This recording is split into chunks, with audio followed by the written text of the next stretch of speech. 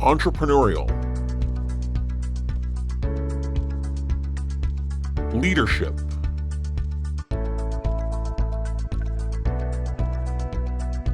intellectual.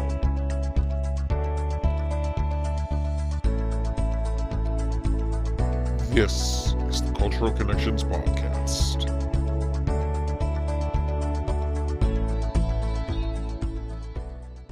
And good afternoon, everybody. My name is Brian Ives, and I am the producer and host of the Cultural Connections Podcast. Before I introduce our guest today, I want to remind all of our viewers at home that we are recording this episode live on Monday, December, I think it's the 19th of December. Yes, the 18th, excuse me, Monday, 18th, 2023. And we're recording live here on Facebook. And if you have a question for our guests during our live, you can always ask below and we'll be sure to answer them live. Now, today on the podcast, before I introduce our guest, I want to let our viewers know that throughout the entire month of December here on the podcast, we do a special feature. You may recall we did this for the first time last year, and we decided to return it again this year during the month of December, especially during the holiday season. We like to highlight different organizations really making a great impact and difference around the community. So we're going to do that again this year. And kicking that off this year, we have the Joy of Music program based, I believe you're out of Worcester, Massachusetts. We have the executive director, Jennifer Griffin, on the podcast with us. So thank you so much for joining me today. Yeah, it's my pleasure. Thank you so much for inviting me. Well, thank you again.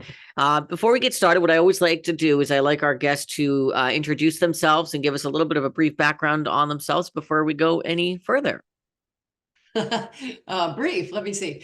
So hi, I'm Jennifer Griffin Gall, and I have been the executive director of Joy of Music now for, pardon me, for about a year and a half. I started the job in August last 2022. I'm sorry, I'm losing track. Is that right? Yeah, 2022. Flies. I was like, I'm a pianist. My master's is in piano, but I ended up going into arts administration. So my entire career has been in arts administration, mostly in Philadelphia and New York City. And then I was actually in Wellesley, Massachusetts. I was the head of the Dana Hall School of Music. And then most recently, 5 years in China, and now in Worcester for the first time. Wow, very impressive. What a great background. Well, let's transition right away over into Joy, since that is what the focus here is on the podcast. Let's talk about Joy of Music for our audience, including myself, who just came across this organization. Can you tell us a little bit more about the organization? Let's start with the history, a little bit more on the history of the organization. It's a great community music school. It was started in Worcester by the founders, Wendy Artizone and her husband, Rich Artizone. Started back in 1986, and they became a not-for-profit because Wendy felt very passionately about accessibility of music, really wanting everybody in the Worcester area to be able to access music on a lot of different levels. And for a while, they were renting space out of a church, and there was a fire. And after the fire, they determined and had a lot of support to purchase a facility where we currently are, which is 1 Gorham Street in Worcester. And we're very fortunate. It's a former nursing home, which means that we're completely accessible. We're all on 1 floor. We have 22 music studios, a full concert hall, the Shapiro Concert Hall, as well as some smaller recital rooms, a library, waiting room, all of these things. And the organization, we have about 40 music faculty, professional music faculty drawn from the Worcester and greater area, and currently about 400 students, and those are all ages. So that's little tiny ones all the way up through adults, as well as ensembles. We have a Joy of Music youth orchestra, which has got about 40 players in it and is under the baton of Tim Taranella. As well as ensembles leading up to that. We also have jazz ensembles, world music ensembles. So it's quite a dynamic environment here. Absolutely. It sure seems that way. It's very impressive. My next question then to you is, can you tell us a little bit more about some of the programs that are offered through Joy of Music and what exactly to give us more in detail of what Joy of Music actually does specifically? Yeah, so as a community music school, We are lesson based, so that means people come in and have individual lessons. And again, we have over 40 faculty and a variety of instruments and all the instrument families. But additionally, our students play in our ensembles, which are, making music in groups. So we have the orchestra, we have a smaller string group called Sinfonetta, and then we have our baby string group, which is our string ensemble, as well as jazz. One of the things that I think is really different about Joy of Music is that about a third of our students receive tuition assistance. We are very dedicated to making sure that music is accessible to everybody, regardless of any boundaries. So this year we have about 165,000 going into tuition assistance for students from many, many different backgrounds. Additionally, we do outreach into the community. So we do partner with organizations such as Worcester Housing Authority. We have a program with the Great Brook Valley Housing. Actually, tomorrow we have a Head Start program coming in. We're going to be working with 13 of their little people. And we do community concerts. We do a lot of free community events. So we're quite broad in what we do. Oh, that's fantastic. It's amazing to hear all of this and learn all about this, as this is all obviously new to me, learning about this amazing organization. I just want to again remind all of our audience that is just coming on to the podcast now, just tuning in with us now. If you are watching live at home, you are watching the podcast, the Cultural Connection, or listening for that matter. You are watching or listening to the Cultural Connections podcast. We're recording live on Monday, December 18th. Let's not get ahead of ourselves. December 18th, 2023. And we are doing our kickoff to Giving Back to the Global Community Part 1 with the Joy of Music program. So let's continue here then and talk a little bit more. You mentioned about the far reach you have for this program. Is this how far of a reach does the program get? Do you get people just from Massachusetts? How far is this program? Do you guys? The great question. Actually, I probably should say more rather than a far reach, more depth to the program. So our student body is Worcester, but then also in the outer areas as well. Okay. Our focus really is very much on making Joy of Music a welcoming environment that anybody can come in, they can start their music journey however that is for them. So we have everybody from people who are just starting out to people who are returning to instruments to students who have been with us for many, many years, who have become quite accomplished and will go on in music and pursue music schools and conservatories. Yeah, no, that's fantastic. Let's talk about, I mean, from what it seems like, as you've mentioned, you do have a lot of obviously different events, concerts, things that you put on. To walk us through that. I mean, and what for people that are, for students that are involved in the program, what is some of the feedback that you get from students that are involved in this program? I think the feedback is very positive, and I think one of the things that really points to that is the fact that we've had students who have started here as young as 5 and continue through out into graduating. A lot of our alumni stay connected. Our board of directors, we have several alumni on our board of directors. Actually, our associate director is somebody who started here at 5 as a cellist, and she's a very accomplished cellist who plays throughout the area in a lot of orchestras, and is in addition to being our associate director, is also on the faculty.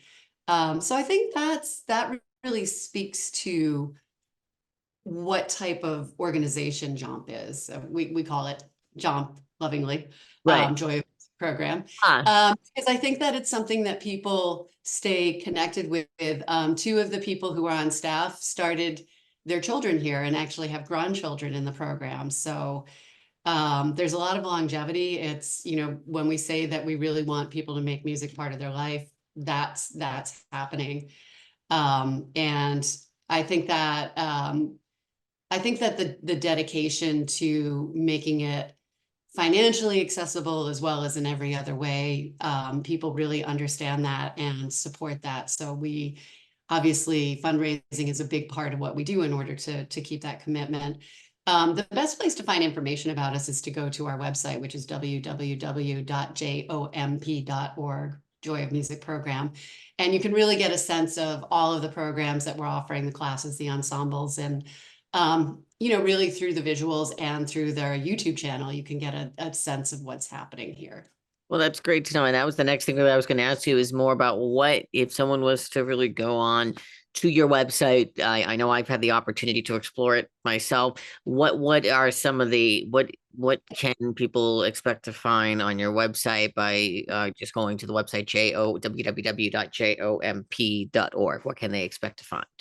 Yeah, I mean, the goal of our website is to really make it an extension of who we are, so that when people come in, it's a very intuitive way of starting to connect with the organization, from our logo, which is based on a sunflower, because our founder, Wendy, is, she's created a really beautiful environment here. And one of the things that I noticed when I first came in was in the season that we have sunflowers everywhere.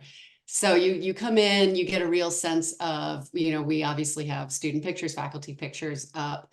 You can explore, you can look at who our faculty actually are. You can, go onto the YouTube channel, see some of our, pardon me, some of our ensembles performing, some of our students performing. And then also you can go in and see the classes we offer. We have a program called Jump Start, which is for children, infants, all the way through age 7. And the goal of that program is to really have a music program that isn't just about music and movement. It isn't just about, as many programs are for very young. Our programs are taught by professional musicians who work exclusively with that age group. And what we do is we really introduce a broad base of music fundamentals. Parents are partners with us in that journey, and the children progress from as babies, and then they go into what we call Tot Jump, where they really start to work with a lot more instruments. And from that, we have a new program called Xylophonics, where they're working with xylophones and pitched and unpitched percussion in groups, and then from there they go into meet the instruments. So it's quite complete. And again, you can find all of these on pardon me, on the website. We also have a resources section. We write articles that we keep updated. So for example, if if somebody were exploring piano and was worried about, well, I don't know, I don't want to invest in a piano, I think I'll invest in a digital, then we have a whole article in there that leads them through the process of how do you do that. So we try to be informative, inclusive, and make it someplace where questions can be answered. But then, of course, we are always available here, so people can call and can visit. Absolutely. Wow. Well, that's fantastic. No, that is great to hear. Now, obviously the whole goal here of the podcast is we're in the month of December now in the holiday season. And let's talk about, is there anything specific that the Joy of Music program does over the holiday season for the students in the program? What are some of the different events you guys do during the holiday season? Yeah, it's quite a lot of different things going on. And again, it's because we have a lot of these ensembles. So this week, each of the ensembles every night is performing some holiday music as well. So tonight we have our Joy of Music String Ensemble, which is our younger beginners, and they're going to be performing a lot of different holiday things. And actually, I sit in with them on cello. And some of our older students also help. And then our larger group, Sinfonetta, will be performing this week. We have our vocal ensemble, which on Wednesday will be doing a holiday concert, as well as some of their fall, some of the fall pieces that they learned. So it's really a time where, we're just celebrating all of the different playing that's been going on, all the different learning and performing. We do everything from in our Shapiro concert hall, which is a little more formal, into what we call waiting room concerts, which are literally, we have a waiting room, and sometimes we'll just have the students gather in the waiting room and they'll perform for whoever's in the waiting room. So it's making performance as, really trying to make performance an experience that everybody enjoys.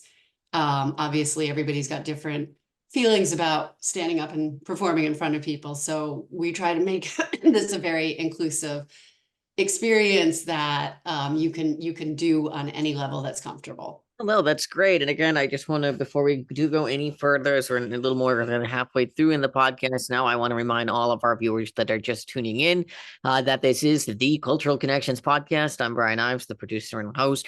And we are live here on Monday, December 18th, 2023. And we are doing our first part of our Giving Back to the Global Community series for the month of December. We're joined by the executive director, Jennifer Griffin, of the Joy of Music program. So again, thank you for coming on the podcast today. My next question then, thinking about, let's talk about then throughout the year then in general programs that so am I understanding correctly, you're saying that there are concerts and things like that go on throughout the course of the year? Walk us through, like, or do you do like, is it like how seasonal based? Walk us through, like, I mean, quickly month to month on how things operate with Joy. Yeah, I'm happy to do that. So we operate on, pardon me, sorry. So our lesson program and our ensembles start in September. So in September, we do a lot of open houses. We invite people in to experience, to meet faculty, to try different instruments, to just kind of experience. And we think that's an important process because obviously music lessons can be something that not everybody's familiar with. They're not sure what exactly it's going to involve. For a lot of parents, it's how do you choose an instrument for your child, especially if you're somebody without a background. So we really try to make September and October a time where people can come in and have that opportunity to talk to our faculty, try some different things. We also do a lot of street fairs that are Start on the Street in Worcester. We presented that. We also presented at something called Day of Play. And then in October, we do a free community event that we're calling Jumpaween, but it's basically Halloween. It's an open house with musical trick-or-treating. So families are invited. They go around the school trick-or-treating. Each studio has a different instrument behind it. So students, young children get to learn a little bit about all these different instruments, as well as, obviously we give out candy and some things like that. But so, and then in November, we're really we start our monthly recitals. So basically at any point that a student of any age feels ready to try a performance, they are invited to come to our first Saturday recital and perform in front of an audience. And that it's usually smaller recitals, smaller audience, but it's a great opportunity to try things out. And then in December, because holidays, obviously, we do holiday. And then actually when we come back in January, we have two of our student groups are going to be playing at the Worcester Museum of Art. And that's on Sunday. Oh gosh, I'm going to get it wrong. No, Sunday, January 7th. So that's, we do try to go out into the community. And then February is our biggest event. It's our 33rd Jumpathon, which is a music marathon. It's a student-driven fundraiser. So the goal behind it is that we want to get every student involved.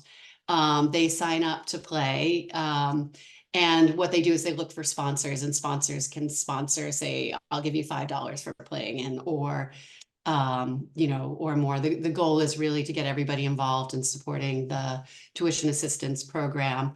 So this year we've got all of our ensembles. So from February 5 to 10, each night our ensembles will perform. They're raising money. And then on Saturday is the full music marathon. So we start about 9 in the morning and we play straight through until about 7. And typically we have over 100 students participating and again, raising money. And it's good fun. It's a big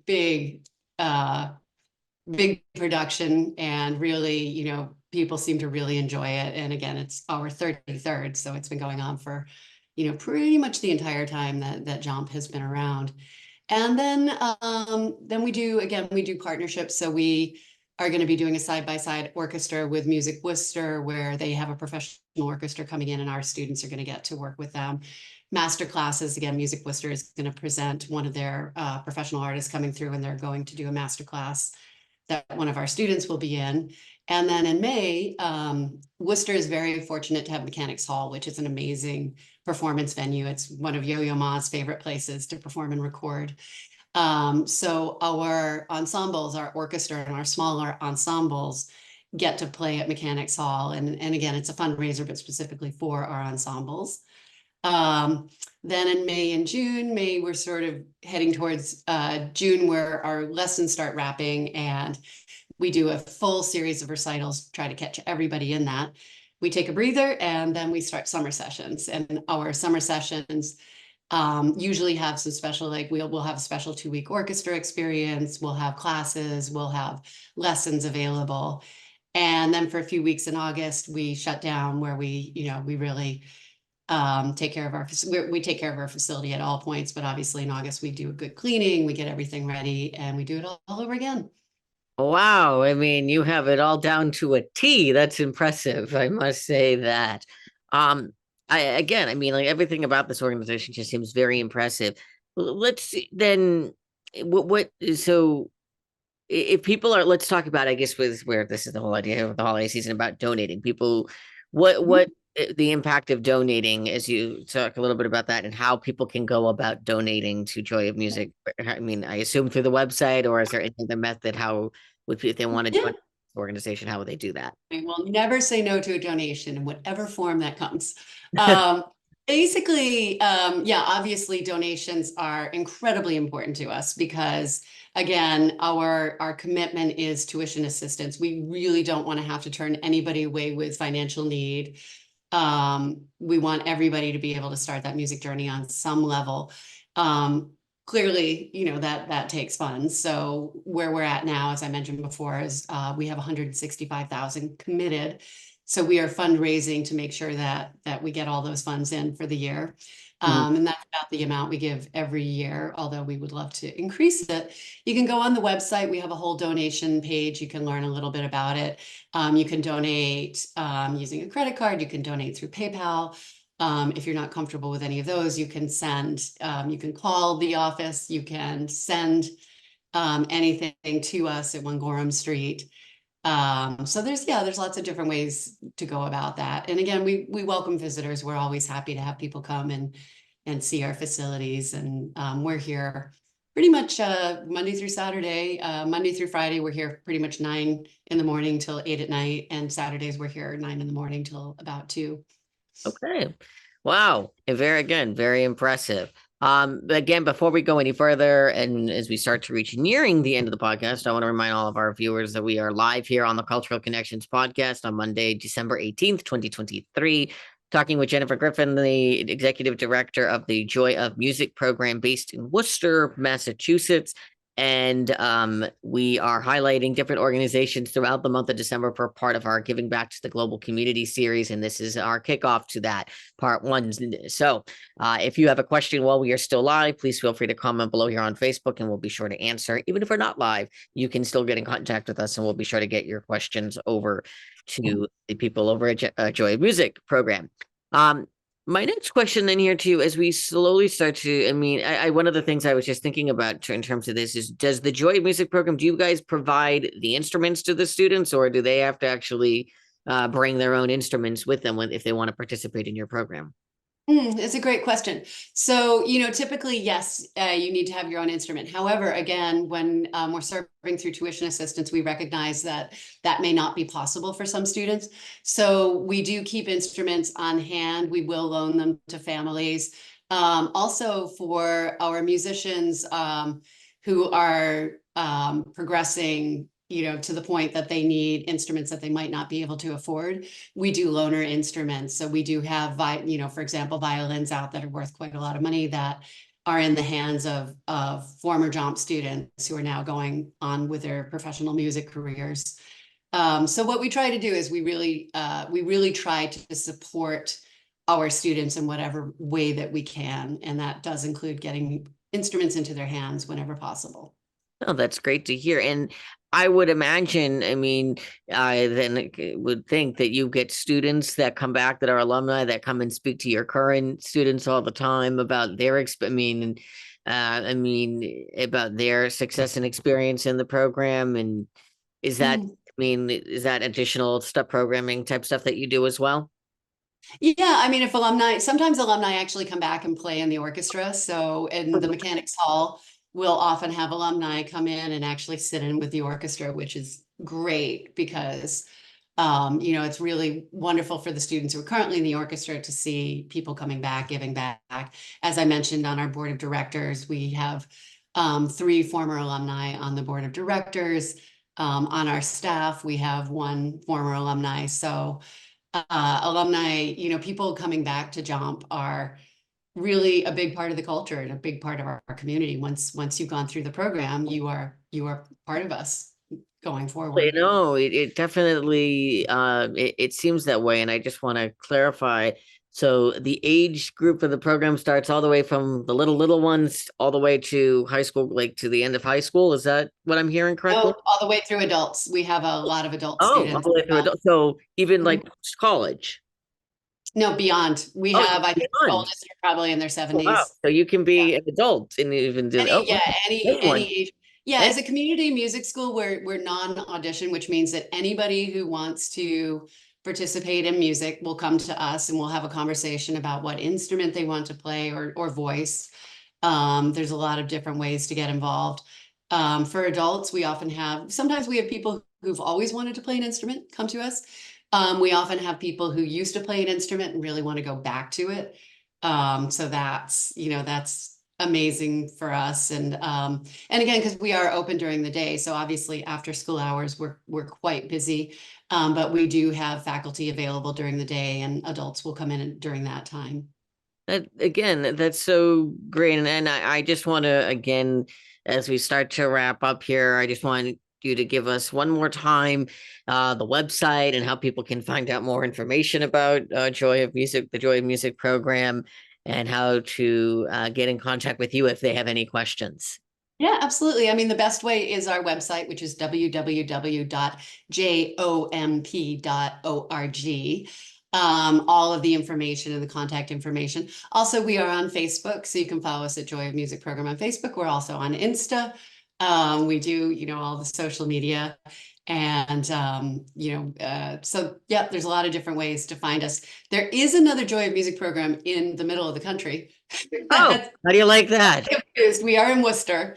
We are the Worcester, Massachusetts. But again, I think the website has the most information. But I guess the real question is, which one really brings the real joy of music? Probably all of us, to be honest. I mean, right. Music and joy go hand in hand. So right, absolutely. Well, this has been an enlightening conversation and a great way to kick off our Giving Back to the Global Community series, part 1 on the Cultural Community on the Cultural Connections podcast. So again, thank you so much for joining me. Again, as Jen just mentioned here on the podcast, if you would like more information about the Joy of Music program, you can visit their website at www.jomp.org. You can also, we'll have all of that information posted on our social media channels here for the Cultural Connections podcast. So you'll definitely be able to get access to that. And if you have questions or comments for me, or would like to, or did not get to ask them during the live and would like to still get them answered, you can still get in contact with me directly and I will get them over to our guests today. You can reach me via email at brianives@gmail.com. That's BRIANIV as in Victor, ES@gmail.com. We also invite you to suggest future ideas for future episodes of the podcast. And also, if you have a organization or nonprofit or know of one that you would like to suggest for the month of December, while we are still highlighting a bunch of different organizations for the month of December for our Giving Back to the Global Community series, we want to hear about them. We're looking for all different types. So please get in contact with us and we would love to highlight them here and showcase them here on the podcast to raise awareness. Because if anything, this is the time of year where to make a difference. If you can make a difference, this is the best time of year to do it. Although any time of the year is a great time of year to do that. So again, thank you to Jennifer for joining me today. I'm Brian Ives. I'm the producer and host of the Cultural Connections podcast. Thanks for watching, and we'll see you next time. Thank you again for watching this episode of the Cultural Connections podcast. For more information on today's episode, be sure to check out our social media pages on Facebook, Twitter, and Instagram. You can also watch this episode again in its entirety on our YouTube channel. This podcast is also available on listening platforms Spotify, Apple Podcasts, Google Podcasts, Pocket Casts, Breaker, Radio Public, and New TV. Thanks again for watching this episode of the Cultural Connections Podcast.